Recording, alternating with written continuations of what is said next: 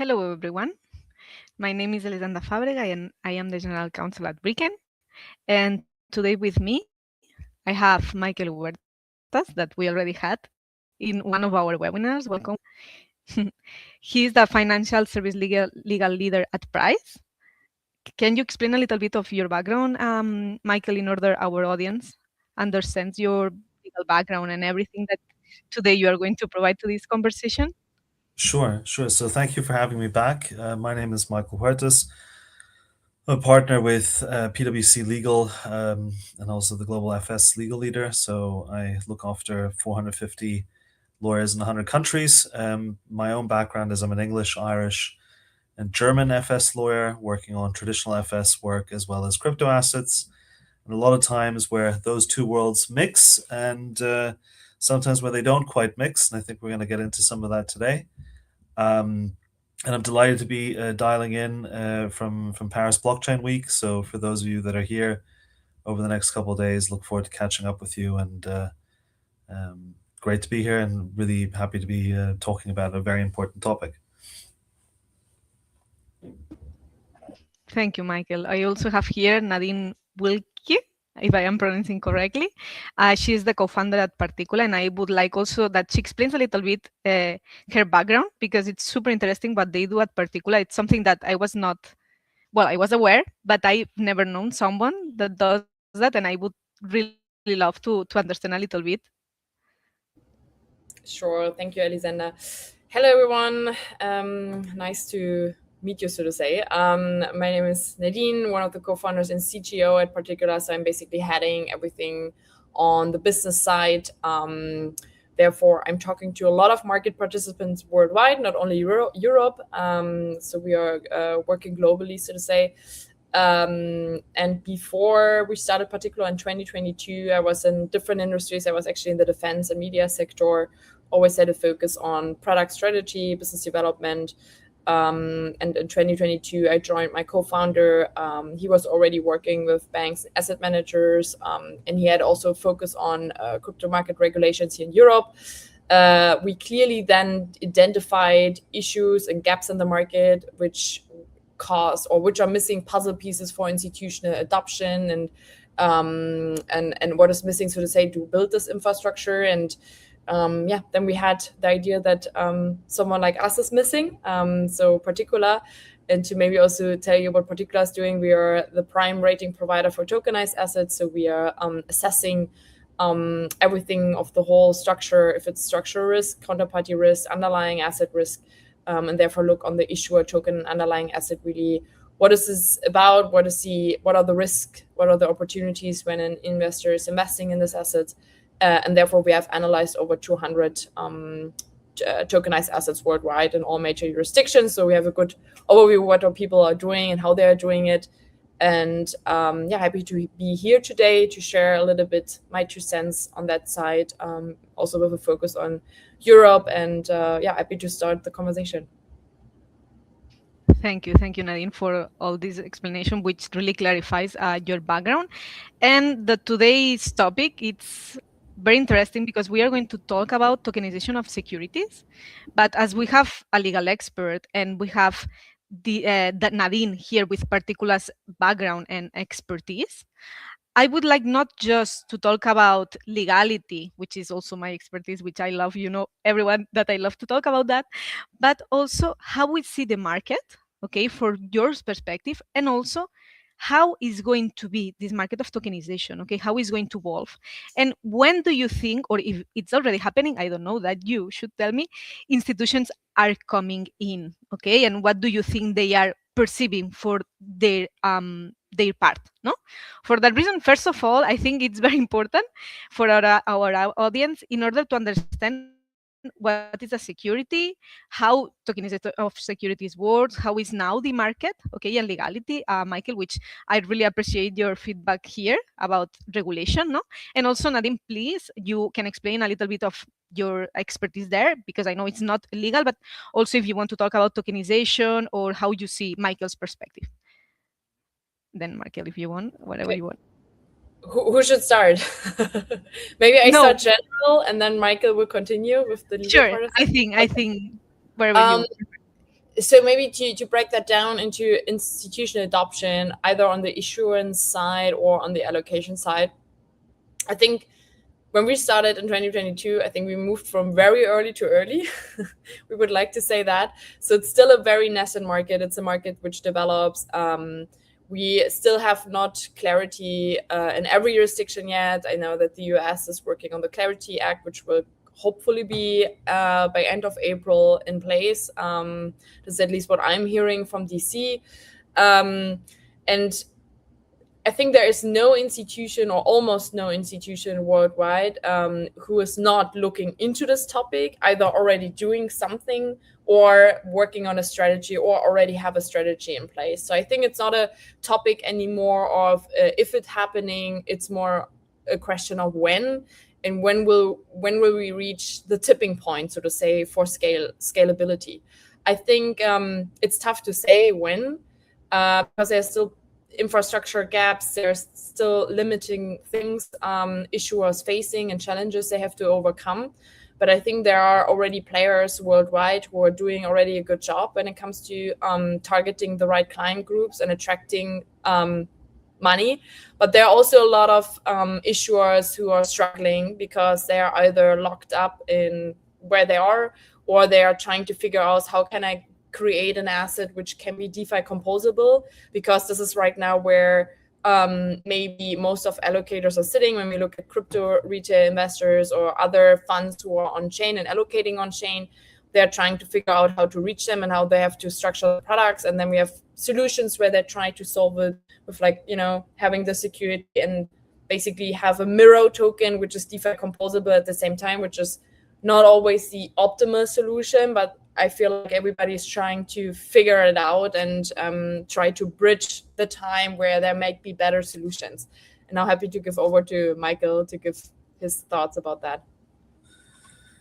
Yes, I mean, I agree with that in general. I think we're seeing a inflection point of institutional investors, but also sell-side institutions move in very much on how can I tokenize what is a security. And that unfortunately looks easy on paper. It sometimes gets stuck in practice because we have to also be quite clear that in the European Union, we have, when it comes to the notion of what is a security, we have a lot that is super harmonized, and we have a lot that's super harmonized that says when something is a traditional financial instrument and when it's a MiCAR non-traditional financial instrument token that is subject to MiCAR. So that's great. We have obviously the whole MiFID II environment in its amended form, and we have a ton of other traditional regulatory acronyms that govern at an EU level the objective where everyone is trying to get to. The problem is that when you look at property law and you look at security if you look at a security, a share, for lack of a better aspect, and you take the legal term, which is a transferable security, and I'll come back to that in a moment, but let's just keep it simple in economic terms, a share of a company or a bond issued by a company, that legal treatment will depend on the laws of the issuer of that instrument as to what that means. So a share that's issued by a German company will be treated differently in its constituent aspect than a share that would be treated, a share that would be of a Luxembourg company, for example. Now, the advantage that Luxembourg and Germany have, and France has as well, and also Italy has made some moves, those bigger countries, and I'll come back to why that's important in a second, have all, ahead of the EU stepping in to legislate on, to the point that Nadine was making, that to say if I have a share and it works as a transferable security concept and is recognized on a pan-European basis in the traditional financial services world, but I don't have that full legal certainty as to what happens when I tokenize it, either by bringing it native on-chain where everyone wants to get to, or a mirror concept, I need to have some form of solution to give the legal guardrails around that. Germany, Luxembourg have been at the charge of that. Germany with the Electronic Securities Act, the EVPG, Luxembourg with the so-called blockchain laws 1 through 4. France has put out for some time now the DEEP and the PACT law, and Italy has also a number of different laws and regulatory guidance in that effect. So national member states have jumped in, which of course is good if you're in that national member state. It's a problem if you're in a member state where you don't have a legal framework that gives you that certainty that a share that's a bearer instrument or a dematerialized security for that matter, right, is treated in equivalent form when it's brought onto DLT. So where currently the European Union is, and both of the Commission, but also the European supervisory authorities, and notably ESMA, is about providing guidelines around that, right? Because that's a faster way to create a living document that can focus on the policy objective to always bring people back to the fundamental question of let's look at substance over form. What is the substance of the share or the security? Is it a financial instrument? Is it transferable? Is it negotiable? Is it standardized? And can that also still be the case when you have a DLT representation of that? And so ESMA in shortly after MiCAR sort of became fully operational, ESMA published the so-called it's a pretty long words. Oh, sorry, it's a pretty long guideline. So it's officially it's the guidelines and the conditions and criteria for the quantification of crypto assets as financial instruments, which we've shortened as the CAFI guidelines because we do like a good snappy title and it's easier to remember.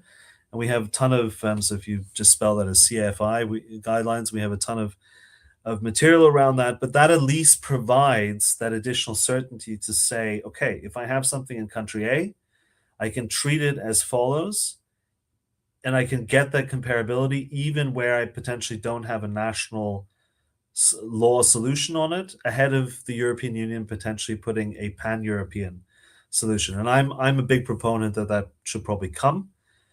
And on the 4th of December 2025, the European Commission published the Market Integration Supervision Package, shortened to MISP or MIP, depending on the two philosophical camps on what's the correct way to acronym it. But that acronym, again, ton of material that we published on that. But that acronym basically will mean the biggest game changer in European capital markets for how DLT settlement works across traditional financial instruments, but also non-traditional financial instruments. And that's currently out for consultation. And I would encourage people on this call, if you haven't done so already, to start thinking about how that will impact your business, because it is a game changer. And now, of course, let's look at across the Atlantic, where, of course, the US has gone full circle in terms of no pun intended, but full circle with publishing its own new guidelines in March 2026, joint guidelines from the SEC and the CFTC about really saying when is a digital asset but not a security. So they've gone a different way, and that effectively means you have a philosophical divergence between the US and its 50 states, which all have the same securities and properties law, which has been harmonized over many years, and the last big push on that was in the 1970s. And then you have the EU on the other side, which still doesn't have that 27 member state harmonization. And then, of course, you have other major jurisdictions, the UK, which is still trying to figure out its way, and doing a good job at that, for that matter. The UAE, which has led the charge on many things. Hong Kong, which is leading the charge. And so, coming back to the point that yes, there is movement, and our clients, and I think Nadine, you probably agree with this, is a lot of people are needing to figure out what works within the jurisdiction, but how do I get the interoperability with another jurisdiction's rules, and how do I ensure that I get the same treatment in each of those jurisdictions? Because otherwise, it's very costly. So that's a very long answer to, apologies, your simple question, but it's a bit more complicated. It is perfect, Michael. I really loved. I was taking notes. I don't know if you saw me because I was like, wow. But based on that answer that you give us, no, I want to know Nadine's opinion, because you explain very technically the issue that we encounter, that at the end is the fragmentation between jurisdictions, no. And my question is for Nadine, from her perspective, if it's the same, like, you think it's this an issue, or you see that institutions or clients are maybe not jumping in to tokenization for other reasons? What do you think in your perspective and expertise? I think maybe to Michael's point, I think he outlined it very clearly. The so to say the overall issue we have in the European Union, and with the fragmentation. I think he made a good he brought a good overview in there too. I think what issuers, no matter if they're startup or institutional, are looking at right now, if they are deciding to issue on products, is how do I get the maximum out of distribution, right? Unfortunately, I feel like sometimes issuers are thinking it too short in regards to, okay, they're thinking, what is the easiest way for me to bring one of my existing traditional products on chain in the cheapest way? And then I hope somebody picks it up.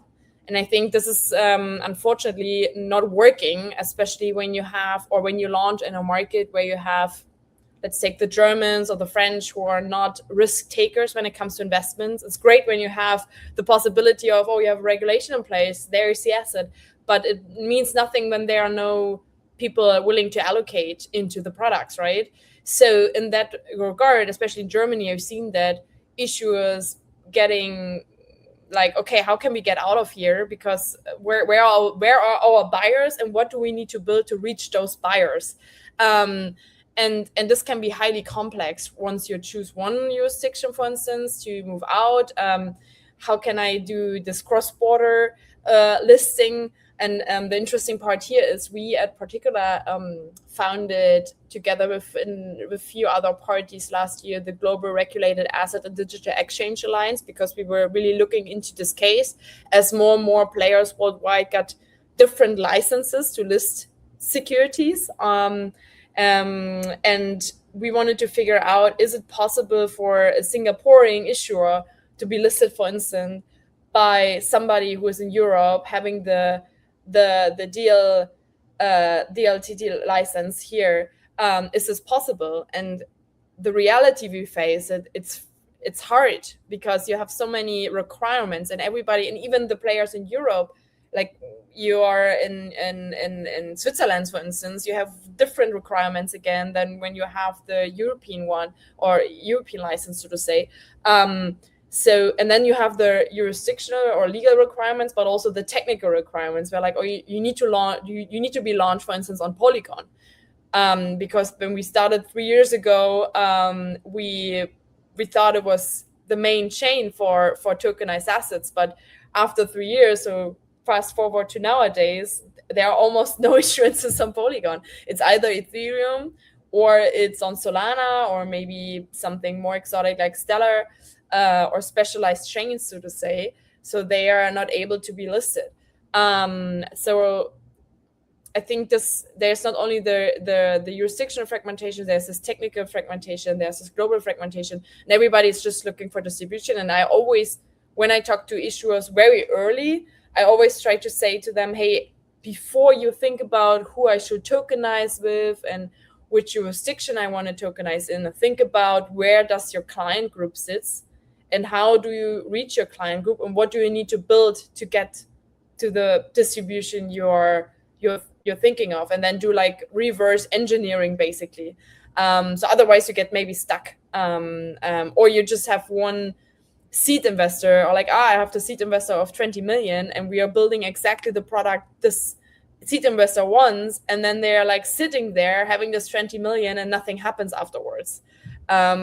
Yeah, so this is a reality, and I think this reverse engineering could work quite well, but again, it's difficult, the distribution part. It's not about the technical. I think tokenization itself, everybody can do it. I don't think that this is an issue. but it's about how can I attract clients, institutional allocators, how are they also doing due diligence. I mean, this is what we are focusing on. We are talking to a lot of allocators who are having a lot of issues with due diligence or doing the underwriting because everything is so different, right? It's like if you talk to a tokenized fund in Singapore, it's different to a tokenized bond in Mexico, for instance, and the requirements to do the due diligence of asset class agnostic, different blockchain ecosystems as well, because we said also if you tokenize an asset on different chains, it doesn't necessarily has the same risk profile. So the risk profile of the token when it moves cross-chain basically has to change because you have a different reality, a different infrastructure, and different risks. And this makes it hard also to do the due diligence and to figure out what to invest in and how to structure that. Now maybe Michael. Yeah, I mean, I think I fully agree. Right, fragmentation is not efficient. It's and as a lawyer, even though we benefit from regulators causing a fragmented world where we help get clarity from instead of complexity, I think I would be one of the few lawyers that would probably say, wouldn't it be better if we could just get more harmonized standards? Because tokenization, if you look at the economic use case, in particular in asset classes that historically haven't been very liquid, or exposures that haven't been very liquid, or even financial inclusion aspect of creating investment opportunities into companies, into markets, into asset classes in various jurisdictions that have been largely ignored. That's where I think we could build a better. And sorry, this is going to be too philosophical, but it's been a long day. But that's where we could probably build something better. I think the other bit, and I don't want to now counterbalance on the frustration point, but the other bit that's super complex in all that Nadine has mentioned is the tax aspect, right? Because tax is so far behind in terms of I think the regulators have come leaps and bounds over the last 4 to 5 years, and there is generally a vision of how you get there, but sometimes you have 5 steps instead of the 3 that would be common across a number of jurisdictions. But tax is just so we know this and we don't know anything else, and they're waking up to that, right? Because they're having to, because this is a development in the market that is it's not going away. So I think the future is definitely bright.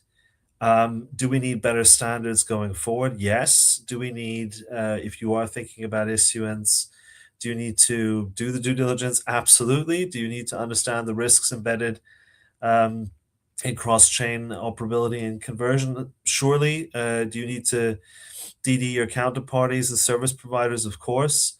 But once the good news is it gets easier over time, right? I mean, once you've done a couple of issuances, it certainly gets easier, and I think everyone is learning about what works and what doesn't work. I think the standards of what we're seeing come to market has improved as well, which of course is quite welcome, right? No, I really like what you were explaining, both of you, because at the end we see the same issue from several perspective. No, at the end is fragmentation in several areas. No, and I would like to know, because you, Michael, we're talking about the future, but you before mentioned some new regulations in Europe, SFEA and others, and I would like to know if you think this is going to solve a little bit the issues that you were explaining about legal fragmentation or not. Do you think that we have to wait a little bit more in order to see this fragmentation solved? I know that you are already explained a little bit, but just to be clear in that matter, or what are you thinking it's going to help that in order institutions come and feel more appealed by Yeah. the legal clarity? Yeah, I mean, I think so. I should disclose my own personal biases. I'm very pro-European, and I'm usually a more optimistic person than a pessimistic person. That being said, any of the European proposals that are currently underway at European level, even if they have backing, a number of which has received a lot of backing from ECB, from SRB, big players that have a say in how financial markets work, but are not necessarily normally it would be ESMA and then EBA and EIOPA and then the Commission in various different orders. But I think now that you've got the banking union supervisors coming in and saying, look what we've done in terms of harmonization, and we need to do the same thing for everything else. Otherwise, we're going to lose competitiveness, and we need to get harmonization of rules, supervisory culture, reducing national options and discretions that create that fragmentation. That's, of course, quite good. Now, the other thing, which is I never thought I would see this, is that you have the so-called E6 countries, which are Spain, France, Italy, Germany, and Poland, that have said, we're not going to wait for what the Commission is doing, even though we're fully supportive of it. We're going to forge ahead and build what we think needs to be built, and everyone else will join. And that, I think, is quite a deep fundamental change in the way that we're approaching some of these problems that are really pan-European. But let's be honest, they do impact certain countries more than others. And the last point that I want to make on this, and apologies to be a bit more, not say pessimistic, but realistic. It is a political process when it comes to the legislative procedures that are ahead for some of these reforms. You have to not only convince European level decision makers in the Commission and the Parliament and so on, and other stakeholders, but you also need to convince national capitals.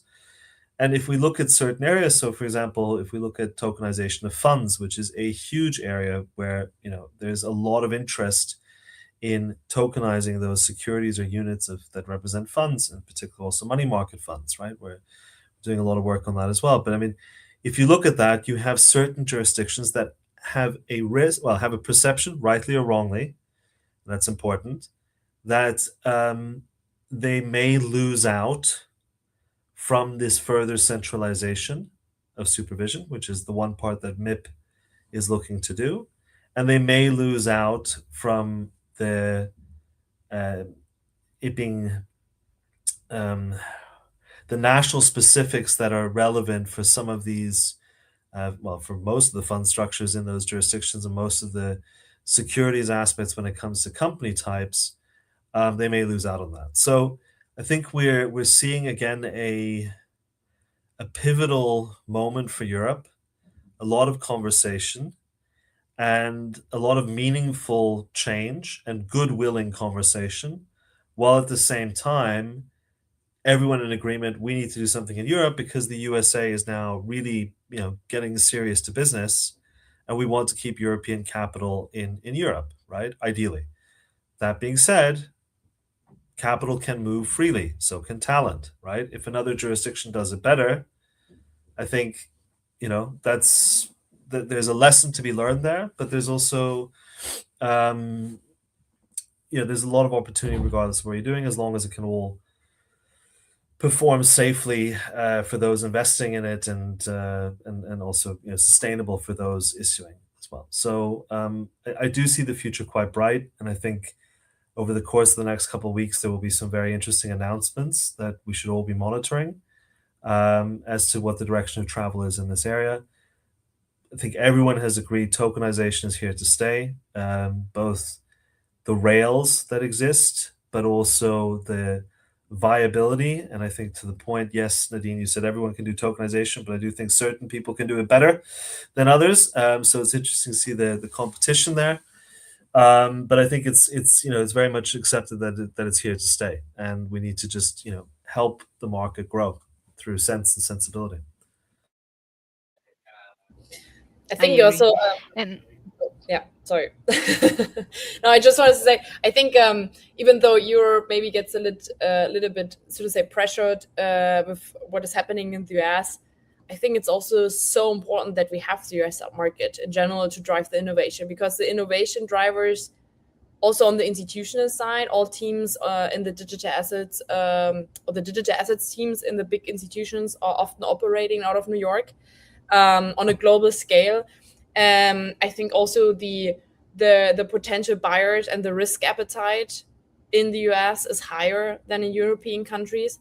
So I think having the US now opening, so to say, up can be a big push, and can be also maybe have positive effects on the European market. Because on the one hand side, it gets more competitive, maybe they're trying to move forward. But I also remember a few years ago, I spoke with a big financial institution in Europe about, hey, let's do something together. And they feedbacked me back then like, hey, we don't need to be the first movers. We are watching what others are doing, and once we see something working, we just copy and then get into the market. And I think this is I think the mindset in general, which we have in Europe, where I feel like, okay, when they see that things are moving faster in the US, that can be maybe an enabler to, especially the institutions here, to move. Because it's not always regulation, right? It's also the willingness of the institutions to invest and to innovate. Sometimes this is like also the issue, right? You can have the best regulation, but if the actors and the market participants are not, with the big pockets, are not willing to invest and to do experimentation, so to say, also, or take risks, I think this is what you need too, besides having clarity on the regulation side. I totally agree. US at the end is pushing, and Europe now is going to follow, or capital is not going to enter like that. I think we are all very aware of it. And also, Nadine, before you were also talking about fragmentation, no, not in a legal perspective, but in a commercial way, no? And I would like to know from your perspective, no, how we can improve this fragmentation, for instance, of due diligence assessment of digital assets. What do you think like we can improve in order markets move forward and faster? Of course, my To very harmonize biased, I think my very biased answer would be, of course, having independent parties like us doing the assessments is, I think, helpful. I think the interesting part is when we talk to issuers, first they see us as a cost in some cases, right?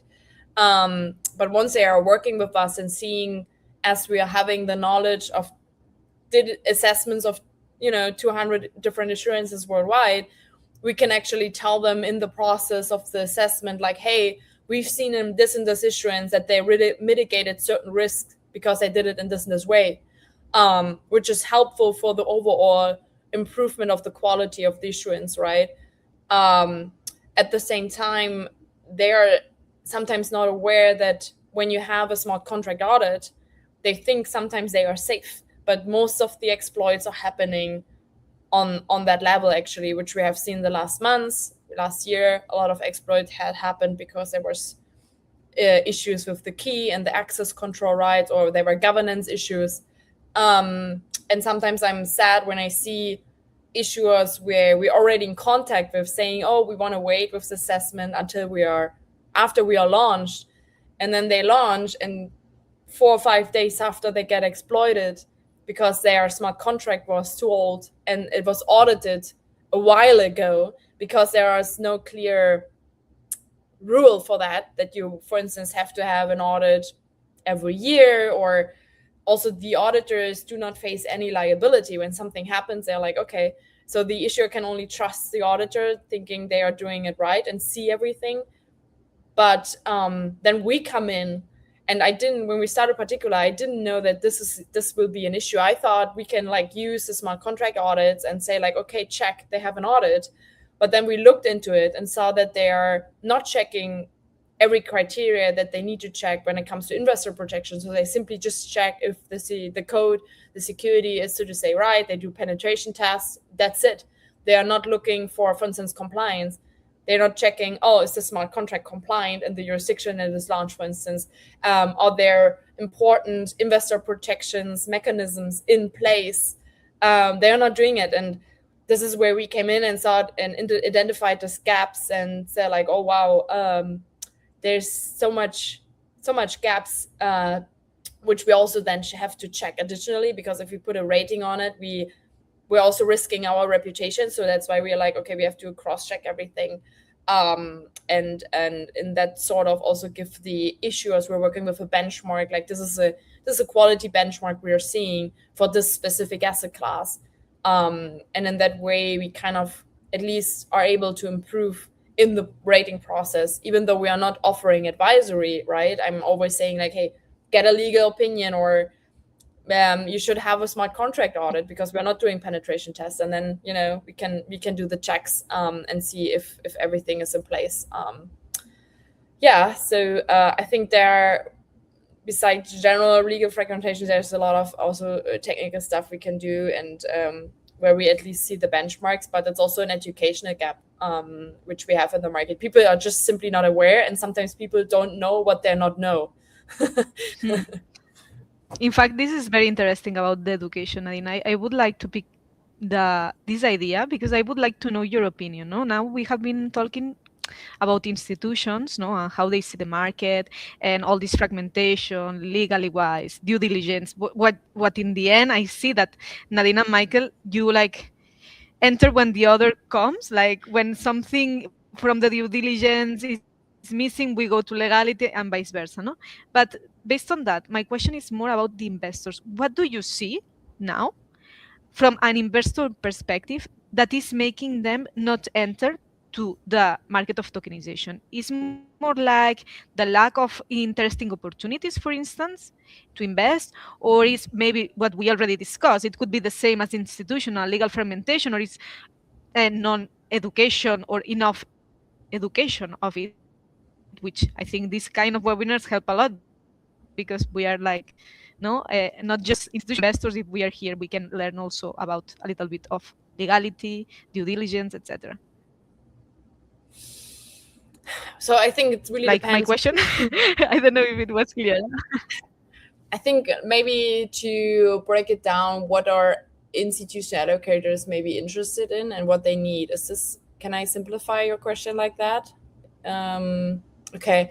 I think it really depends on the asset class. First of all, I think money market funds, right, are in that regard straighter forward compared to private credit, for instance. I think this is where they're most where they're most struggling with when it comes to private credit.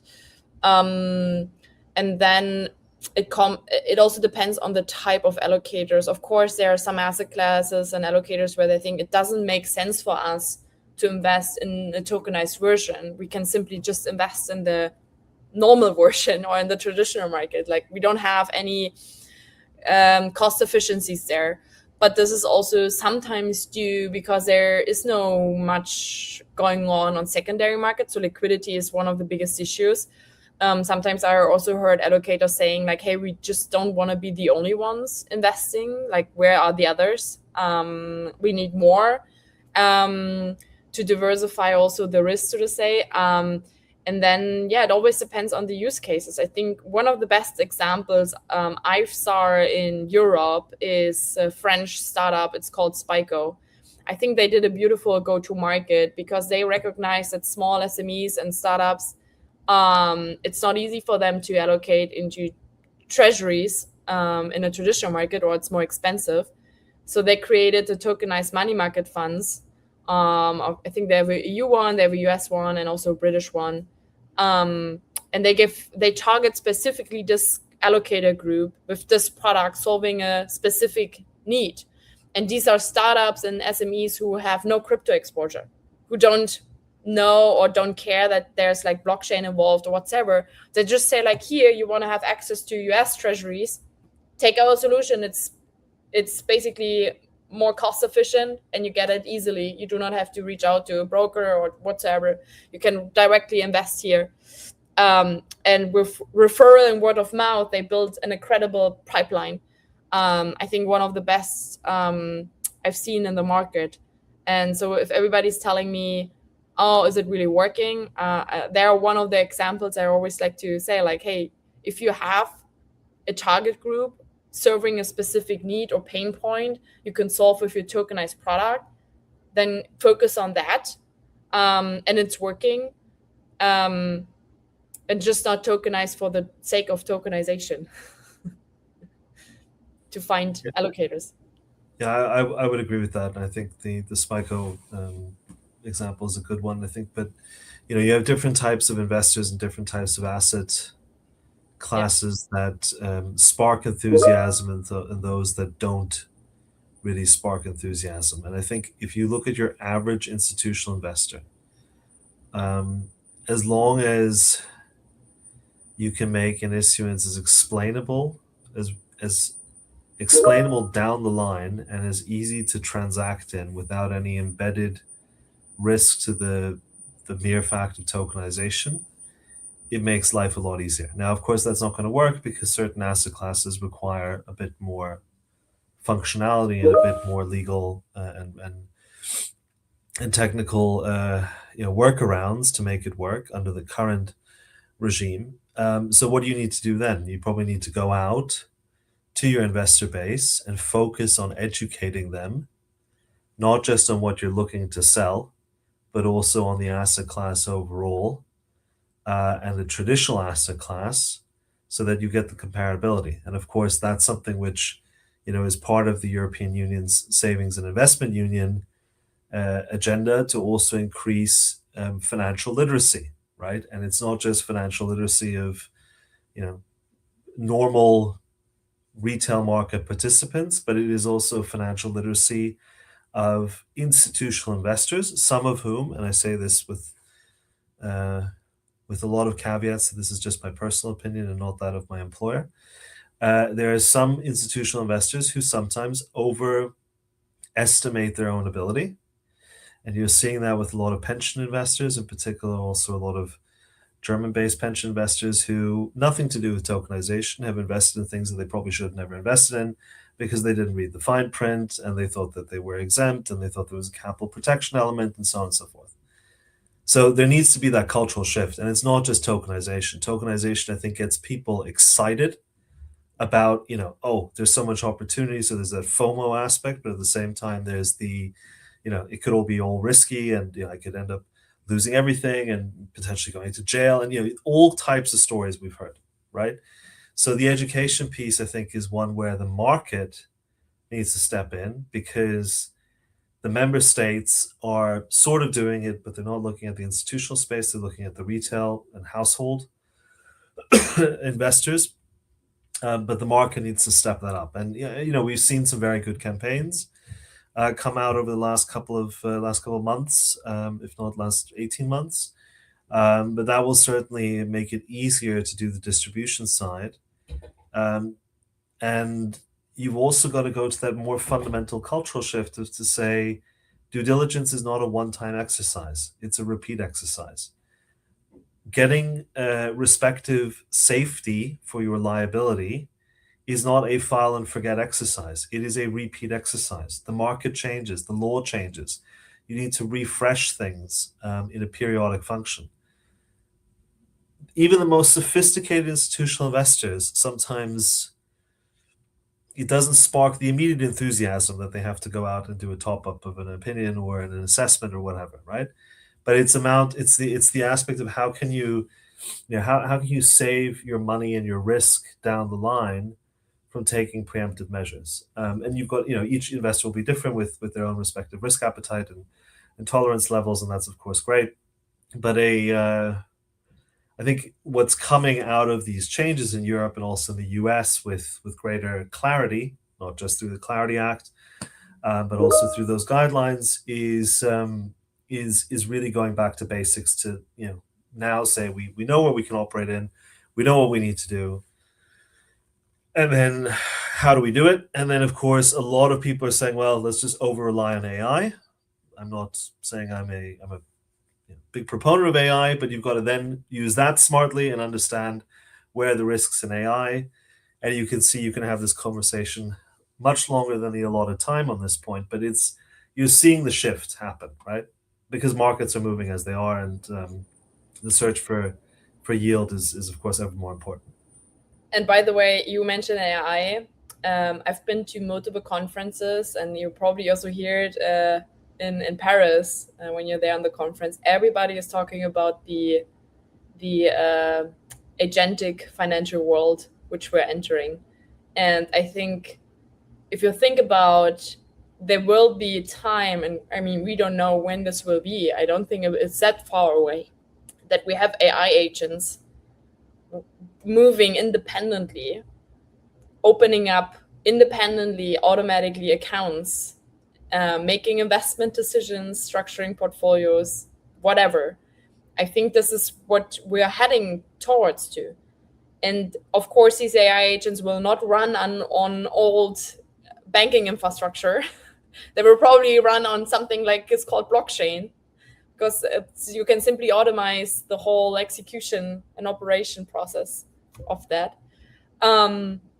We need to get ready for that. And in order to have them do these things, we need to figure out how to change our old business models. For instance, when you look at the ratings business, it cannot be the case in future that you have static quarterly reports when you have assets being moved by AI agents automatically 24/7, where you have upgradable smart contracts which can change overnight. I think we're heading towards a world that we have to face those challenges, and because it will not go away and it will just be accelerated. And a lot of financial institutions and infrastructure providers worldwide are looking into this because they already are aware we need to be ready once this shift is happening on scale. That's why it's not a, I think, coincidence that all big exchanges like NASDAQ, New York Stock Exchange, Deutsche Börse, or players like DTCC, Broadridge, and so on, Moody's, S&P, are looking, how can we get ready for that shift? And how can we change, or how do we have to change so we can keep up with all the things? It will be exciting, but it will also be scary, and we have to protect investors, right? I think it's a very exciting moment where we are living right now. Yeah, I Yeah. totally agree on that. I think that's you might even, Elisenda, you might even take that as your next webinar, because that's you could fill multiple hours on that. But I fully agree that the market is jumping ahead. The question is, what will be the regulatory response, because they're currently playing catch up, right? And that also is a bit worrying. Correct. Correct. It is. It is. And guys, we are almost time up, which I really appreciate your interventions, and with this last feedback that you gave me of the future, how you see it, Nadine, also with AI, that I think it's going to impact that. As you said, it is inevitable.